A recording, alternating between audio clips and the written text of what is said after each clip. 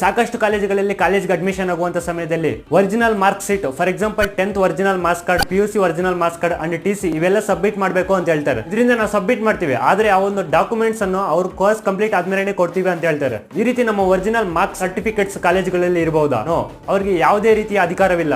UGC rule ನ ಪ್ರಕಾರ ನಾವು ಕಾಲೇಜ್ಗೆ ಅಡ್ಮಿಷನ್ ಆಗುವಂತ ಸಮಯದಲ್ಲಿ ನಮ್ಮ ಒರಿಜಿನಲ್ ಮಾರ್ಕ್ಸ್ ಕಾರ್ಡ್ ಅನ್ನು ಜಸ್ಟ್ ಚೆಕ್ಅಪ್ ಗೋಸ್ಕರ ತಗೊಬೇಕಷ್ಟೇ. ಅಂಡ್ ಇನ್ನು ಕೆಲವರು ಹೇಳ್ತಾರೆ, ನಾವು ಆಲ್ರೆಡಿ ಡಾಕ್ಯುಮೆಂಟ್ಸ್ ಅನ್ನು ಸಬ್ಮಿಟ್ ಮಾಡಿದೀವಿ, ಬಟ್ ಇವಾಗ ನಾವು ಬೇರೆ ಕಾಲೇಜ್ಗೆ ಸೇರ್ಬೇಕಂತ ಅನ್ಕೊಂತಾ ಇದ್ದೀನಿ. ಇವಾಗ ಡಾಕ್ಯುಮೆಂಟ್ಸ್ ಕೇಳಿದ್ರೆ ಅವ್ರು ಕೊಡಲ್ಲ ಅಂತ ಹೇಳ್ತಾ ಇದ್ರೆ. ಅಂಡ್ ಒಂದ್ ವೇಳೆ ಡಾಕ್ಯುಮೆಂಟ್ಸ್ ಕೊಡ್ಬೇಕಂದ್ರೆ ಕೋರ್ಸ್ ನ ಕಂಪ್ಲೀಟ್ ಫೀಸ್ ಅನ್ನು ಕಟ್ಟಬೇಕು ಅಂತ ಕೂಡ ಹೇಳ್ತಾರೆ ಅಂತ ಕೆಲವರು ಹೇಳ್ತಾರೆ. ಇದಕ್ಕೆ ಏನ್ ಮಾಡ್ಬೇಕು ನಾನು ಹೇಳ್ತೀನಿ. ಮೊದಲು ನಿಮ್ಮ ಕಾಲೇಜು ಯಾವ ಯೂನಿವರ್ಸಿಟಿ ಅಂಡರ್ ಗೆ ಬರ್ತದೆ ಅನ್ನೋದನ್ನ ಚೆಕ್ ಮಾಡ್ಕೊಳ್ಳಿ. ಅದು ಯಾವ ಯೂನಿವರ್ಸಿಟಿ ಅಂಡರ್ ಗೆ ಬರ್ತದೋ ಆ ಯೂನಿವರ್ಸಿಟಿನ ವೈಸ್ ಚಾನ್ಸಲರ್ ಗೆ ಒಂದು ಮೇಲೋ ಅಥವಾ ಒಂದು ಲೆಟರ್ ಬರೀರಿ.